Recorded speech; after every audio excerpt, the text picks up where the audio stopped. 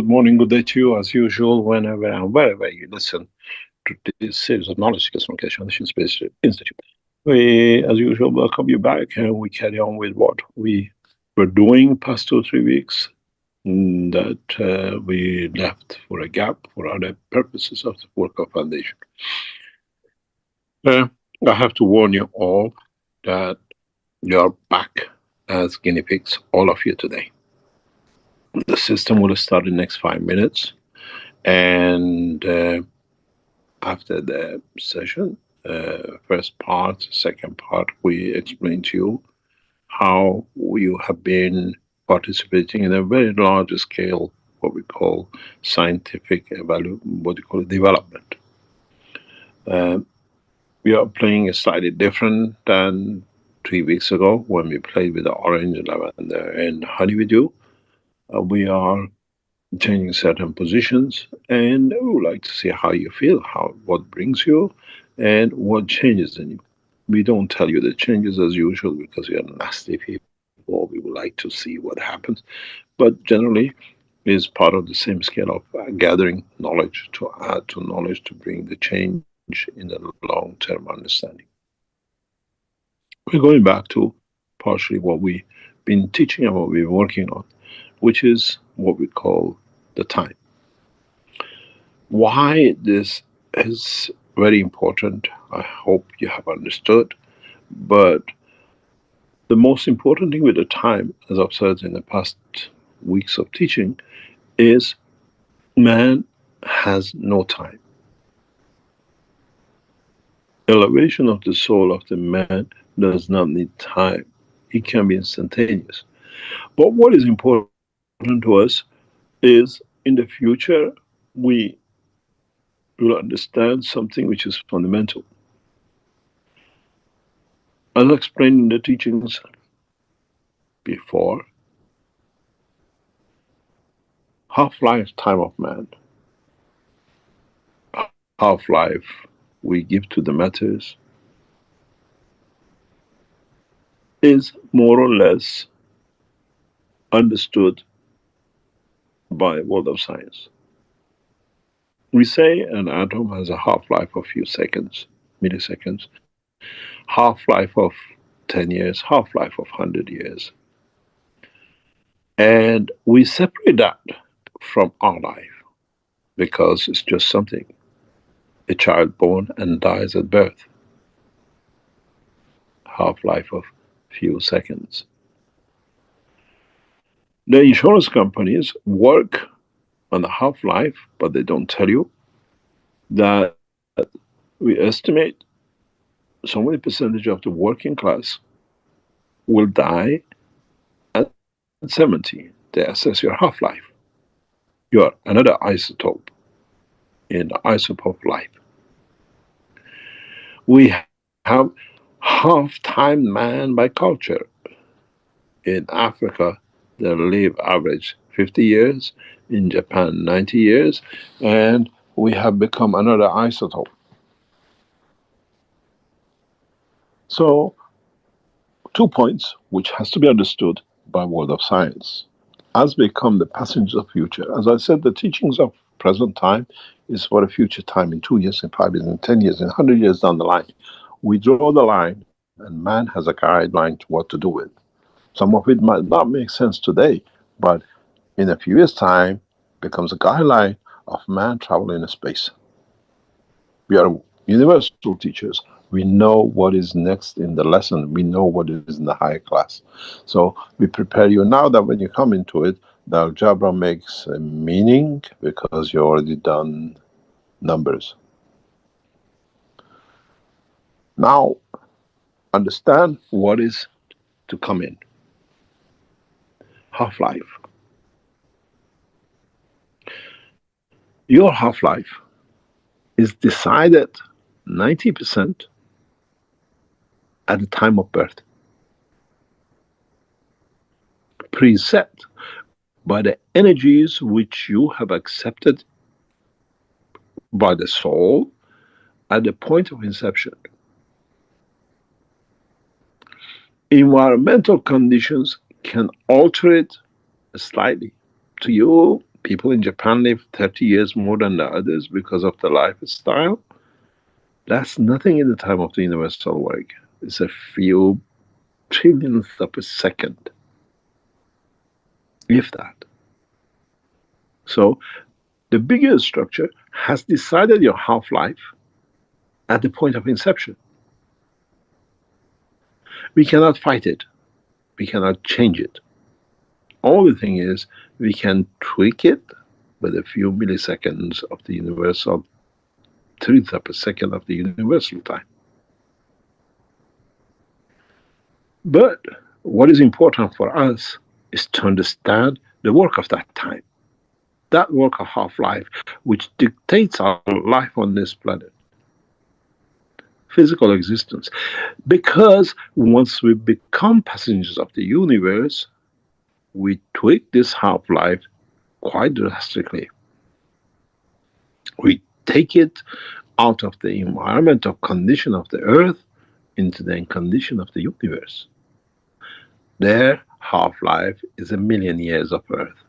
Hell, their half-life of milliseconds of a child born and dies could be tens of thousands of years. That's why we decay so fast. The goal to get to be a position, to be ready for the next cycle. And this is what man has not understood. This is partially where insurance companies work on. I explained to you how the insurance companies work on half-life, which is your death time, and how they bet on it, that they make money. When you buy a pension policy, you enter a gambling club, which you are the loser to start with when you pay the first pension. Explain to you why.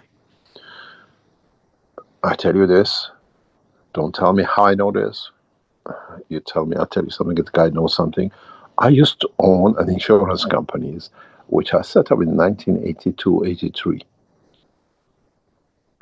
And I had to explain this, how insurance companies plan these pension policies. And I start as scientifically looking at it, understood very well. Insurance companies play with your half-life, predicting your half-life to even months and weeks. How do they do this? The energy, they play with the energy of your life. They play the time with the psychology of your life. And each country, psychology of life by the government decides the life of the man from the pension days. Governments which create a pleasurable retirement day after 65, we see extension of life. Governments like British government, which works on, you're working, you're a manager, you earn, let's say, £10,000 a month. Now with a pension, you come down to 2,000 if you're lucky a month. They bet on you not being satisfied, losing a lot of privileges, a lot of things you had when you used to work, now you don't do, creating a psychological pressure, change that isotope. Restricted more money, restricted more activities, less being in touch with people because you lost your job and now you don't do, you to be a productive person, creates a change in that isotope time. 7 years from day of retirement is peak of the death of people. It takes 7 years psychologically for people to receive the effect. It's the same when somebody asks me, I have a cancer. I say, when did the cancer started?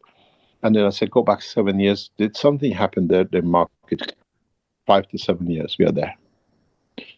Insurance companies play with your half-life because the government structure has set your half-life. Why?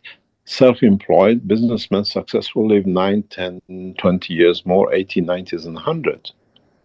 And the people who work for government bet half-life. They ask your employment, how long you've been in this job when you get a pension. You have a salary, Now you have to live with a third of it as a pension. Psychological pressure, 7 years later, you die. Health, better health care, all that trickles it a little bit. So, emotion is the trigger of the half-lifetime of your life. Now, if you understand this, you move to the next step. In a space, we have no shops, no work. We look after you, we pay for you, you have all the food we can give you, and everything else. Haha, it's heaven. I want to become an astronaut. If you ask, I've spoken with some of these astronauts, they say, if you look at it the way I talk, it's heaven. We don't have to worry anything. Food is ready, everything is done. We just wake up, we play what we like. Of course, we play a different game. We becoming men of space. Governments cannot pay for us in a space to be pensioned 1,000 years. Then it comes the technology of half-life. Who pays for the physicality and the soul of the man in a space to live that half-life, extended half-life? We work from age of 20 to 60, 65. Government has to pay for 1,000 years of us. It will not work. Billions are becoming. I'm on Mars. Earth has to pay my pension. Doesn't work. It's like we work in England and we go to Australia. British government pays my pension. I enjoy the sun. Doesn't happen. Now you understand, when we research on feeding you by fields, giving you energy by fields, giving you medicine by fields, now you see we foresee that problem right ahead at the beginning. It's not a game. You live 100 years on Mars, you work 20 years on Earth, you became an astronaut, whatever you immigrated to, who's going to pay for you? Because you change the half-life. First, emotionally, secondly, by condition of the environment. Now you understand why Keshe Foundation does this experiment of today with you. We feed you, see how you change his emotion. Did you taste it? What we tasted, whatever. Because you are guinea pig for your children, your grandchildren who become the space travelers. Sorry, your electricity bill is not paid, switched off, you die on planet Zeus because they cut your supply. Nobody can cut no one's supply. The reason we put these units, which now you're contributing to establish at least 2,000 units of it, is part of that work.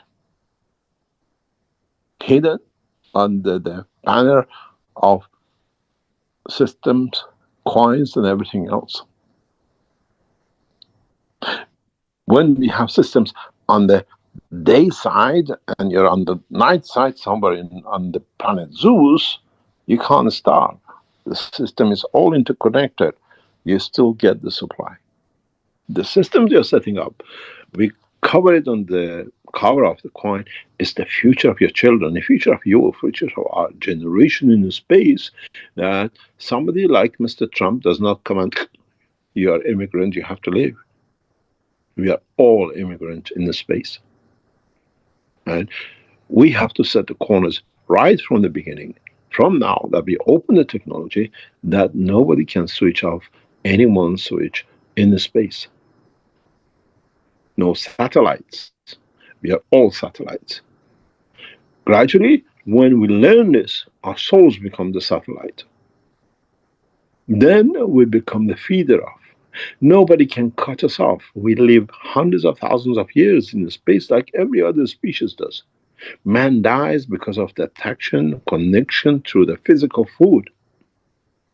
As we change condition, as we bring the new technologies up, as we are working with the governments to change, to bring that change, man becomes one creature, which is fed by the source. till it learns to create a new time in life, in a space for itself, half lifetime, depending on the structure of the universe, not the structure of this planet. This unit can help us with 50, 60, 100 years. Our soul goes where life, half lifetime is billions of years because we become part of the structure of the universe.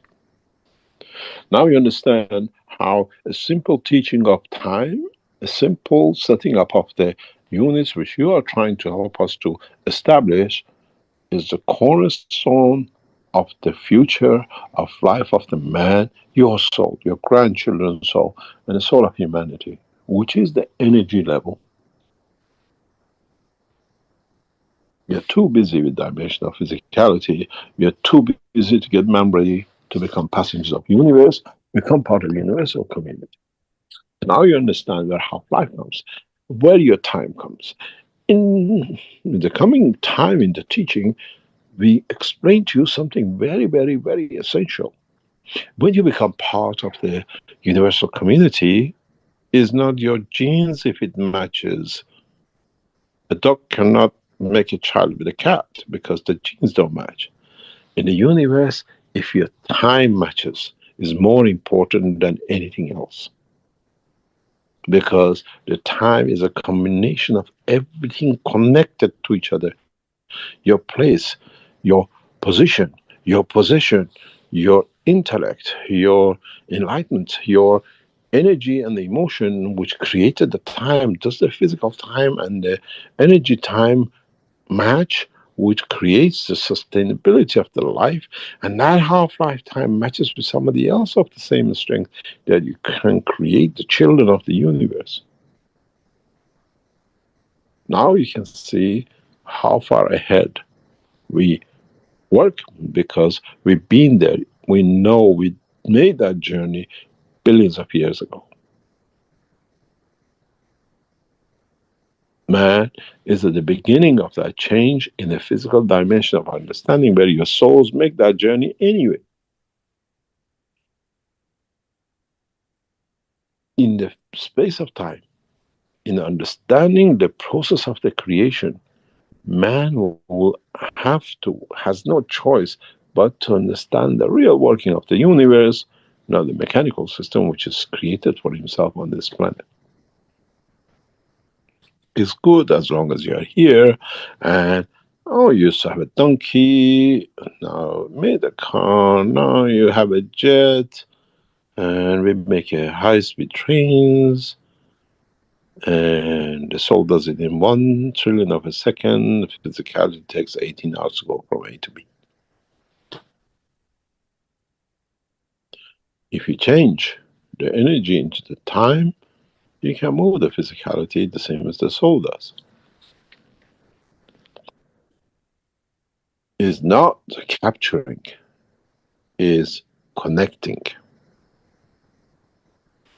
And if we do this, if we manage to gather this, understand this knowledge, then we start moving. The whole planet will change. The whole structure will change. The whole feeding of the man will change. And then we watch what is, what needs to be changed in the dimension of the soul of the man. I made man in the image of myself, but unfortunately, man got me the wrong way with my image. And how do we change? How do we bring that change? How do we establish the change for humanity? The, the road ahead is very rough. The reason for it is more or less the mistakes was made by bringing prophets, which they change the dimension of the elevation of the profit of the soul to the profit of the pocket, and all the pleasures of the man and everything went wrong. One killed, the other one womanized, and the other one married more and slaughtered more, all under the same banner of what we call prophet. If your English, you understand, sounds the same, one is the messenger and one is the benefit of whatever you do financially, but they sound the same. But what they did, they changed the prophets as messengers of the soul to prophets for the pockets and the women in their beds. And one is not worse than the other, and all of them got into the same trap. From Moses to Christ to Muhammad to Buddha and the rest, some of them did it openly and some of them did it hidden way, but at the end of it, it all came to one thing stuck instead of elevating the energy side, which they came from. And in so many ways, if you understand the half time, if you understand the essence of time to be the what we call transfer of energy from one strength to another, then you define the energy as magnetic fields in motion. Then we set up a universal clock, not the clock of man on time on earth according to the rotation of the earth, but we set the universal clock in the position, position, strength, and then understanding that field to change the strength from A to B. That gives us the universal time. And it's the same for every position in the universe because it's calculated on the change of the environment and the place. So we bring everything to the zero base point, and then you understand one day after man is not even a fraction of the trillion of the time in the space. We have to establish a universal time for us to be able to communicate with the others in the universe because that allows us the time to mix, to create, to be part of. Creating universal time, then the man time on earth is something which is going to affect a lot of humanity's way of thinking because then we realize we don't have much time. It's our time of 100,000 years is just zero, near to zero. In the coming time, we will calculate this time. Then you understand crossing the universe is a microsecond because universe is part of the unicos. Time, according to the change of strength, is the universal unit for measurement of existence. Then you understand why we define energy as magnetic field in motion. Because which part do you take, in what environment, and how you penetrate in the position and the place. Universal time is a measurement in understanding of the strength of the time, position of, and then we understand the totality about creation. Then it comes a word. Is this few millisecond, microsecond, trillion of a second worth fighting and killing for?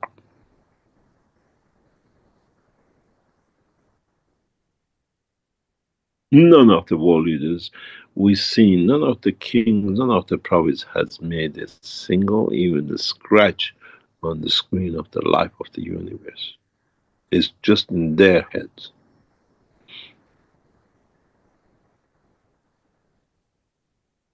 Imagination, due to ignorance, due to greed, through everything else. So now you understand these units which we are putting across and you're supporting us to set up is to bring man that it gives him a lifetime, half-time life on this planet to become closer to the half-lifetime in space that no insurance companies will ever set a policy because they don't understand 7 years calculation by British government is 7,000 years they have to pay. Nobody really shows such a policy. Keshe Foundation does. Because if you go back a couple of years ago, we put these policies for you. The food, if you remember, if you pay 5,000, we give you food for life because we don't give you box of apples and bottles of honey. You come in like the sessions you're in now. We are feeding you. We want to know what you felt. What are you getting fed? What do you change in the next few weeks that you don't eat? You used to like it, but I don't like it anymore. Did you ask yourself, did you attend the session of the 21st of the Keshe Foundation Knowledge Seekers number 604? Did your habit change from that time? We played with the half-life. Because now you don't feel like it because you're already receiving it. Mission accomplished. I receive energy of the honey as much as I like, so I don't like honey anymore. I changed my habit because unknowingly through the system, you are receiving it. It's embedded in the soul energy conversion. A few years ago, one of our knowledge seekers, without anyone knowing, start testing something very interesting. And he said to me, Mr. Keshe, do you see my belly? I look like a pregnant man. I said, yes. He said, do you know what's happening to me? I said, I know we've been doing something, but you don't talk about it, but I've got a good idea how you've been feeding yourself. And I said, do you want me to start with this? He said, yes. How do you know? I said, because it's a consequence of this gives you this. He said, but you don't teach it.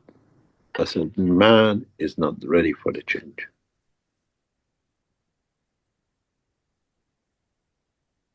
All he had to do, all he was doing, he was just dipping his finger into something every day.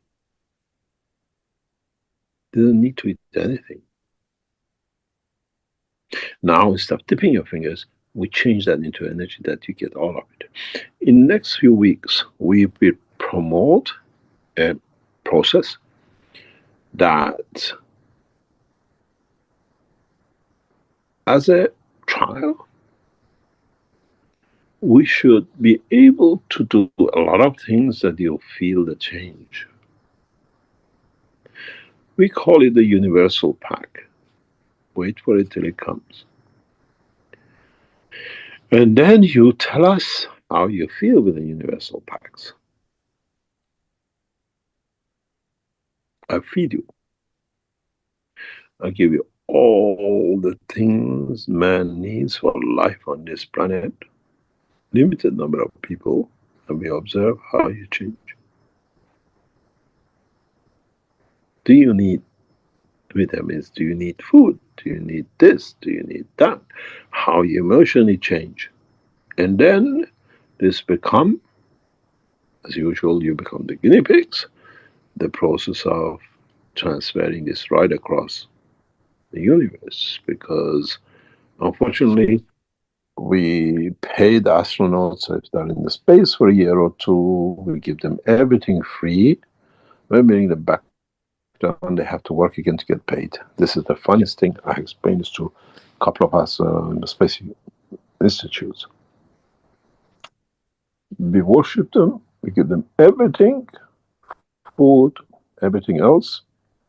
When they come back, they have to work. But then they don't work, they do what they like. They have pleasure, do this, do that, they sleep when you want, because we have no say, we can't control you. If you sit there and don't do nothing, nobody knows. And even scientific organization, they create the position, many of you don't know, but some of you might know, there is a specific place in all the space stations, Chinese and the others, is called the intimate corner. There are no cameras. There are nothing to observe. It's a free position. No intrusion. You can go there and cry. You can go there and make love to another astronaut. You can do everything you like. Nobody sees that point. Deliberately built to allow the emotion of the man, because they know that emotion. The biggest worries of the space agencies is if an astronaut commits suicide on the mission. This is one of the biggest fear, number one, in space agencies work with these systems. That's why they psychologically control them, is suicide. Natural death happens. If we get a suicide, then the support for space programs will drop like a rocket. They have created this blind spot, they call it, privacy section to do. And I'm sure many of you know a couple of astronauts, male and female, they found this spot and they used to have a good time. When they came back, one tried to kill the wife of the other to get whatever he had in space. This is the way we have to understand the future of man. To touch the half-time through the universal half-time, not in a physical half-lifetime. And this is the problem when we come to space. Those of creatures of the Creator who understood the half-time will have fun with us, because we are like those we see, we say this fish has 1 day life and they die. We are that fish. Unless we understand we can change the half-life to this, that we can last the time of half-life of the natural cycle in the universe as the energies, not a physicality.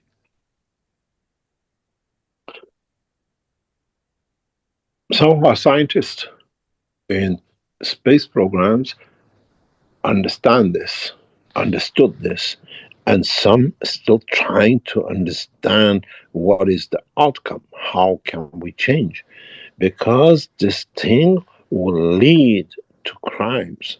If you don't understand it, it will bring man to his knees in space, because we do not understand the whole structure of the creation according to the lifespan of the universe, the true half-life, the time in space, energy in motion, change from one strength to another. Is that where the half-life is? It can never change, because in reality it's the same as mass and weight.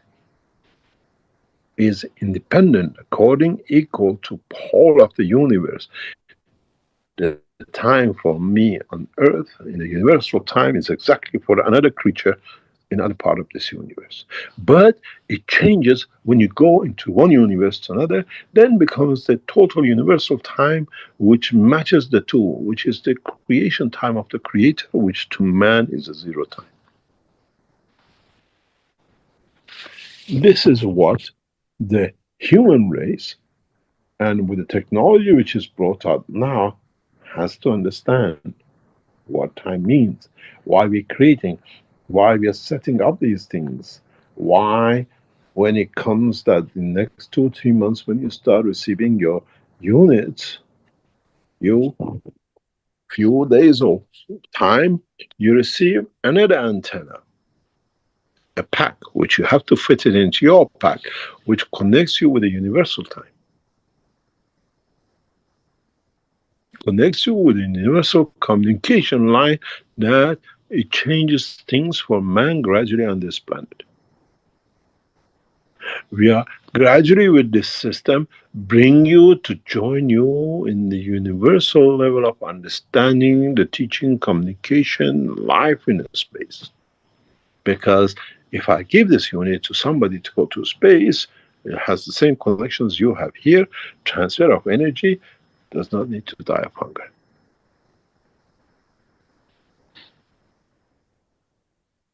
We don't need to pay it. We don't need to create insurance policies, pension policies to bet on when you die. That's what insurance policies, pension policies are. Betting. When you die, that we can collect the bet off the table. Because once you die, the money collected in insurance policy is mine, not yours anymore, because government made it this way to become rich. In a way, we are all losers when it comes to pension policies, and they plan when we lose on the gambling table of life.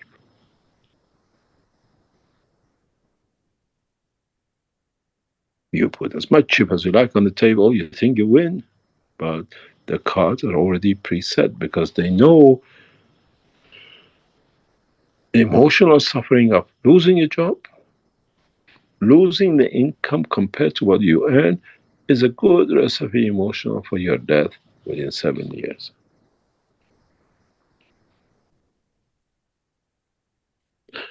And then the other plans, how they calculate what percentage die, what percentage will survive. Genetic has to do with it, environment has to do with it, and if you have other insurance policies, because you have more income, the pressure is less, you live longer. This is why they promote private pension policies.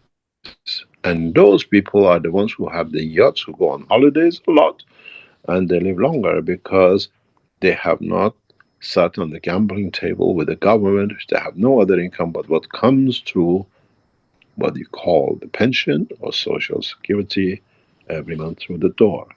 They made extra, they live longer because they don't have that emotional pressure time change in their lives.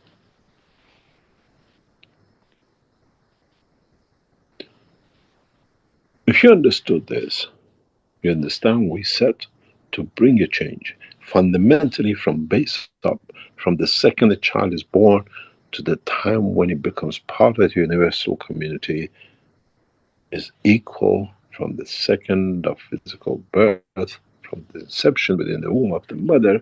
And this is what I told you. We give your governments cash coin for every child because from the point of your birth physical, universal community is responsible for your life, not government responsible for your life, physical life on this planet.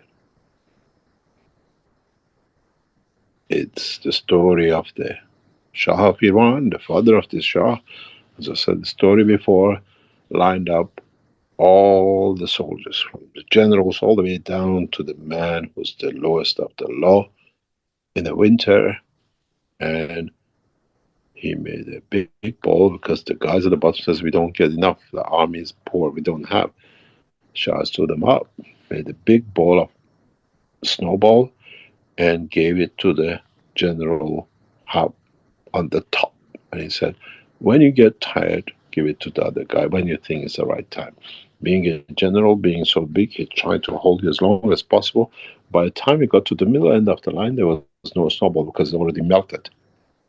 He said, you see, soldiers, I paid the top man to pay you. He takes everything. By the time it comes to you, there is nothing left. And it's the story of the life of the man on this planet today. But this time we take the energy from the time of you're born. At the moment, the father is worried to make sure there's a food on the table when you're born. There's a pamper to change. There's a clothes. He spent all his time. What you lose is the love of the father to be there to nourish that soul to become a perfect soul. And then we get the mess the man is now in with what we decided and what's going to happen in coming time with the coin structure and everything else we set up. We get rid of this. That the soul of the man from the time of birth is absolute perfection, and he receives everything that the father does not need to work to be away from the child to nourish that flower to become the one. Now you see how deep we work and what is set up for humanity to come. We rule by the knowledge of the universe, not by the pen of the man. We see the future of the soul, not the physicality of man today.